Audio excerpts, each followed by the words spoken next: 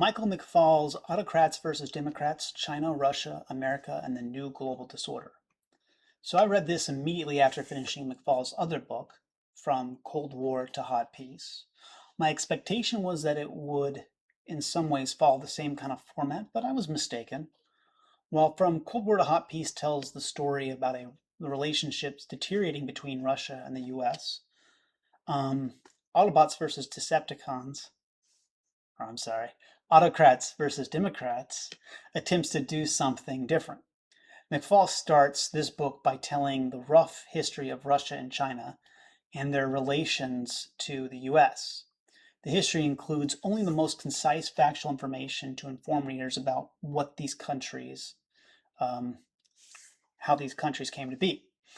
From this point, McFaul compares the ability of these autocratic regimes to use power in contrast to the US.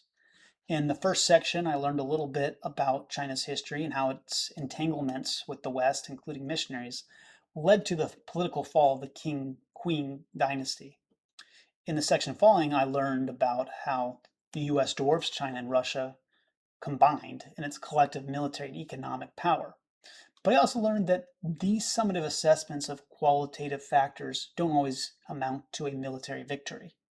For example, Russia was presumed to be much more powerful than it actually was, based on the number of soldiers and armory it had at the start of the 2022 invasion. This is a mistake because not all factors are quantifiable. Similarly, while Russia is less powerful than the US is also not able to implement military changes in Ukraine as cost efficiently since it has to transport military equipment much further than Russia does. In addition to this, while Russia spends much less on its equipment, Russia also manages to get more for its money in its own military production. Now, I honestly don't know if this is because they produce their military technology domestically, and don't have to pay for some transportation and security expenses as the U.S. does. But whatever the case, Russia is able to get more guns for its rubles than we are for our bucks. This point is also discussed in Catherine Stoner's Russia Resurrected, which I reviewed earlier and also still continue to recommend. Furthermore, McFaul uses a good portion of his book defending his international ideological outlook. Democracies more frequently fight with autocracies, and autocracies more frequently fight with democracies. Democratic ideals are the result of economic opportunities, so it makes sense to promote economic opportunities that will then, in exchange, promote democracy. The more economic opportunities a society has, the more democratic that society becomes. For this reason, he sees humanitarian and economic development of foreign countries in the U.S. in development of foreign countries in the U.S.'s strategic interest. Obviously, some people disagree with this. Ben Shapiro recently released a video this past month, in the month of July 2024, where he talks about how economic promotion in China actually led to more autocracy. Not saying Ben Shapiro's a China expert, but the point is people do challenge this perspective. The format of this book is remarkably different from his last book, Cold War to Hot Peace, because in that book, McFaul was able to provide firsthand accounts of major deteriorations in Russia's foreign policy. As an ambassador, he knew Putin, Sergei Lavrov, Medvedev, and other members of Russia's political society and had key insight into their way of thinking. It was a very pleasant read because it told a story that only he could tell. This book is less enjoyable and reads a little bit more like the typical writings of a political scientist. By all means, I know McFaul is qualified to write this type of work as well. He is a Stanford professor. But it's just not quite as personable.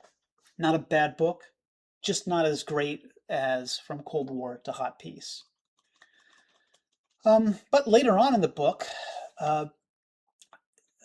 really picks up and becomes more interesting when he moves past the hard data and tries to present the threat of China and Russia while analyzing their political actions.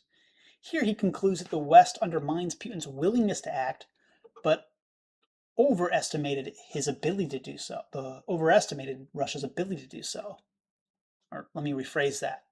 He says, in the past, the West undermined Putin's willingness to act, but overestimated his ability to do so by just simply looking at the military spending and the size of Russia's army. In regards to China, McFaul argues that we tend to overestimate both its willingness to intervene and its ability to intervene.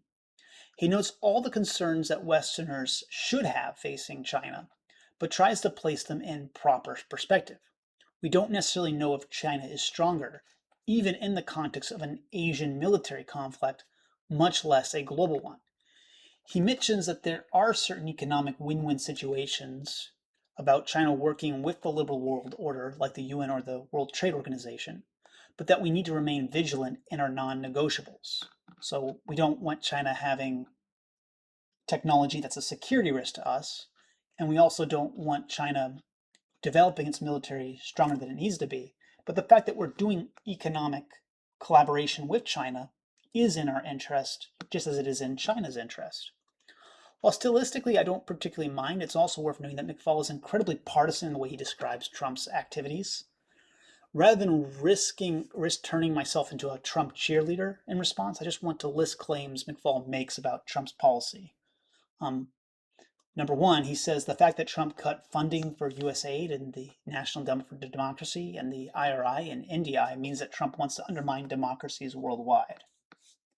That's what McFaul says. Trump's belief that the 2022 election results were illegitimate is due to Trump being ideologically against democracy. 3, Trump actively encouraged and promoted an insurrection on January 6, 2021. 4, Trump's praise for dictators is a deliberate endorsement of their political ideology. Number 5, Trump's defunding Ivy League schools is due to him wanting to exert autocratic rule over U.S. institutions. I think most Republicans would have a different explanation for at least a few of these policies. But McFaul was an Obama campaign strategist and part of his administration, so these explanations are the explanations presented. As for Trump's way of engaging Putin, I do agree with McFaul that his approach undermines Ukraine's democratic fight in a rather tragic manner. I believe it could have been worse, and Trump deserves some credit for the prioritized Ukraine requirements list, that is Pearl, and for greenlighting the late Lindsey Graham and Blumenthal's sanction bill as well. He also deserves credit for the Russian Shadow Fleet Act, but I'm not going to pretend like his methods of negotiating with Putin were in the US or Ukraine's interest.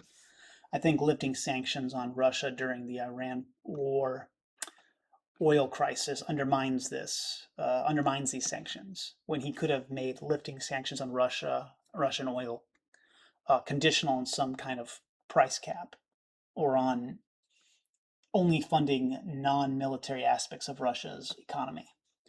Right now in Congress and the Senate, most bills that are going to support Ukraine are deliberately being done in a bipartisan manner. I heard from a Democrat political strategist that Democrats won't sign on to a Ukraine bill without at least one Republican, which I think is smart, since I don't want support for Ukraine to become a partisan issue. The majority of Republicans support Ukraine, so it shouldn't be too hard to keep this from happening.